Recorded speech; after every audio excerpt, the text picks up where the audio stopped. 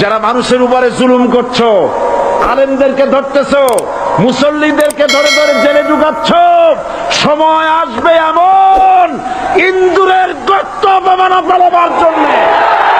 আসসালামু আলাইকুম ওয়া রাহমাতুল্লাহি ওয়া বারাকাতুহু। প্রিয় দর্শক, আজকে আওয়ামী লীগের এই একই অবস্থায় হয়েছে। আসলে তারা গর্ত পাচ্ছে না, কোথায় কে লুকাবে।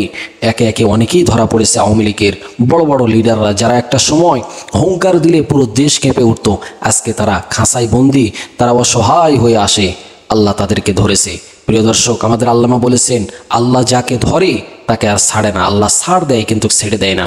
এই গোপালগঞ্জ সম্পর্কে এবং আওয়ামী লীগ সম্পর্কে আল্লামা দেলোয়ার হোসেন সাঈদী আগেই সতর্ক করেছিলেন যে একটা সময় এরা ইন্দুরের গর্ত পাবে না লুকানোর। আজকে আওয়ামী লীগের তাই হয়েছে। প্রিয় দর্শক, আমরা পুরো বক্তব্যটি শুনে আসি। চলুন, যাওয়ার আগে ছোট্ট একটি রিকোয়েস্ট, যারা আমাদের এই চ্যানেলটি এখনো সাবস্ক্রাইব করেন নাই, প্লিজ সাবস্ক্রাইব করুন। ইসলামিক নিত্য নতুন ভিডিও পেতে আমাদের সঙ্গেই থাকুন। তো চলুন আমরা আল্লামা দেলোয়ার হোসেন সাঈদীর বক্তব্যটি শুনে আসি। আলেমদেরকে ধরতেছো, মুসল্লিদেরকে ধরে ধরে জেলে ঢুকাচ্ছ, সময় আসবে এমন ইন্দুরের গর্ত অপমানা পালাবার জন্য। আলেমদেরকে ধরতেছো, মুসল্লিদেরকে ধরে ধরে জেলে ঢুকাচ্ছ, সময় আসবে এমন ইন্দুরের গর্ত অপমানা পালাবার জন্য।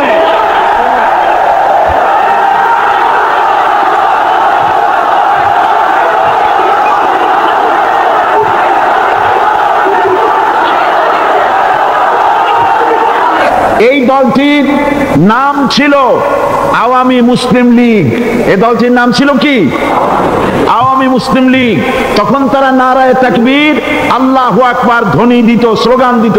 কিন্তু ধর্মনিরপেক্ষ মতবাদ দলীয় আদর্শ হিসাবে গ্রহণ করার কারণে নারায়ে তাকবীর, আল্লাহু আকবার এই স্লোগান তারা বর্জন করেছে। 1972 সনে যখন তারা ক্ষমতায় এলেন, তখন সংবিধানের শিরোনামে মুসলিম প্রথা সিদ্ধ বিসমিল্লাহির রহমানির রহিম তারা পরিত্যাগ করেছিল। সমস্ত বিশ্ববিদ্যালয়ের মনোগ্রাম থেকে ইকরা বিসমি রব্বিকাল্লাযী খালাক রব্বি জিদনি ইলমা এটাকে তারা বাদ দিয়েছিল। সলিমুল্লাহ মুসলিম হল এই নাম থেকে মুসলিম শব্দ বাদ দিয়েছিল। নজরুল ইসলাম কলেজের নাম থেকে ইসলাম শব্দ বাদ দিয়ে শুধু নজরুল কলেজ করেছিল। এগুলি অসত্য না সত্য? বর্তমান এই সরকার ধর্মনিরপেক্ষ হওয়ার কারণে ইসলাম এবং মুসলিম বিদ্বেষী, তার অসংখ্য প্রমাণ এই জাতির কাছে রয়েছে। দেশের শ্রেষ্ঠ সন্তান হচ্ছে আলেম ওলামা, পীর বুজুর্গ। বলেন সুবহানাল্লাহ। দেশের শ্রেষ্ঠ সন্তান পীর মাশায়েখ আলেম ওলামাদের বিরুদ্ধে কোন জায়গায় কোন দুর্ঘটনা ঘটলেই তাদেরকেই দায়ী করা হয়। হরকুতুল জিহাদ, লাদেন বাহিনী, তালেবান নাম করে আলেমদেরকে গ্রেফতার করে এই সরকার পুলিশ দিয়ে নির্যাতন করেছে সরকার। দুশ্মনের শক্তিটা খুব বড়ই দেখা যায়, মনে হয় যেন অনেক বড় কি জানি কি। আল্লাহ পাক বলছেন, ইন্না কাইদাশ শায়তানে কানা দাঈফা। শয়তানের চক্রান্ত যতই তুমি মনে করো অনেক ষড়যন্ত্রের জাল বিস্তার হয়ে আছে, আল্লাহ কয় কিছুই না, দাঈফা অত্যন্ত দুর্বল। আগুনের ভিতর থেকে আওয়াজ বেরিয়ে এলো, নমরুদ আমার ভিতরে দাহ্য শক্তি, জ্বালানো শক্তি আছে কি নাই যদি প্রমাণ করতে চাও, টেস্ট করতে চাও, তুই নিজে আয়, তোরে সুদ্ধা তাম দুনিয়া জ্বালাই দিতে পারি, ইব্রাহিমের এক গাছা পশম জ্বালাইতে পারি না। বিশ্বকবি আল্লামা ইকবাল কি সুন্দর করে বলেছেন, আজ ভি হো जो इब्राहिम का इमाम पैदा आग कर सकती है एक अंदाज़े गुलिस्तां पैदा। ইব্রাহিমের ঈমান যদি আজও কোথাও হয় বিদ্যমান, করতে পারেন অগ্নিকুণ্ডে খুবসুরত এক গুলিস্তান।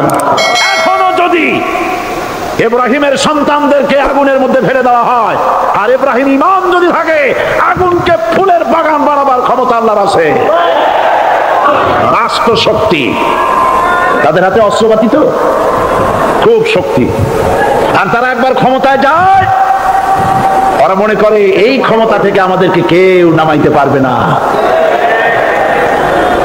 বিংশ শতকের শ্রেষ্ঠ মুজাদ্দিদ আল্লামা সৈয়দ আবুদাল্লাহ মওদুদী রাহমাতুল্লাহ আলাইহি তিনি এক জায়গায় লিখেছেন, স্বৈরাচারীরা তার পতনের সমস্ত ছিদ্র বন্ধ করে, কিন্তু একটা ছিদ্র বন্ধ করতে পারে না। মনের ভুলে সে ছিদ্রটা থেকেই যায়, যেই ছিদ্র দিয়ে আসলে তার পতনটা হবে। ক্ষমতায় দিয়ে মনে করে চিরকাল ক্ষমতায় থাকবো। গাড়ির চাকা সব সময় উপরে থাকে না। গাড়ির চাকা সব সময় উপরে থাকলে গাড়ি তো চলবেই না। গাড়ির চাকা ঘোরে বলেই তো গাড়ি চলে। সুতরাং এই উপরে তোমার চাকা উপরে এখন আছে বলে, তোমার দলের চাকা উপরে আছে বলে যারা মানুষের উপরে জুলুম করছো, আলেমদেরকে ধরতেছো, মুসল্লিদেরকে ধরে ধরে জেলে ঢুকাচ্ছ, সময় আসবে এমন ইন্দুরের তত্ত্ব অবমাননা বলবার জন্য।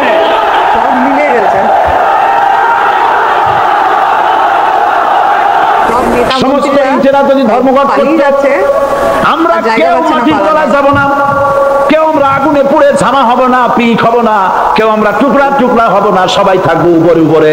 তাহলে কি দালান হইতো নাকি? এই বিল্ডিং নির্মাণ করতে গিয়া ইটের যে স্যাক্রিফাইস, হাজার হাজার ইটকে পিক হতে হয়েছে, পুড়ে যেতে হয়েছে, খোয়া হতে হয়েছে, ভেঙে টুকরা টুকরা হয়ে 50 ফিট মাটির নিচে যেতে হয়েছে। তারপরে ইমারত গঠন হয়েছে, সুন্দর দালান তৈরি হয়েছে। যারা ইসলামী শাসন চান, আল্লাহর দ্বীনকে বিজয়ী দেখতে চান, তাদেরকে অসংখ্য মানুষকে পোড়াইটের মতো জেলখানায় পুড়ে পুড়ে মরতে হবে। অসংখ্য মানুষকে ফাঁসির কাস্টে ঝুলতে হবে, গায়ের রক্ত দিতে হবে, শহীদ হতে হবে, তারপরে ইসলামের ইমারতটা কায়েম হয়ে যাবে। শায়ের কবি কি সুন্দর করে বলছেন, কবি সুন্দর করে বলছেন, ये शहादत गाहे उल्फत में कदम रखना, ये शहादत गाहे उल्फत में कदम रखना, लोग समझते हैं आशा है मुसलमान होना। মানুষেরা মনে করে মুসলমান হওয়া খুব সহজ জিনিস। না, মুসলমান হওয়ার অর্থ হলো শাহাদাতের ঈদগাহে শামিল হয়ে যাওয়া।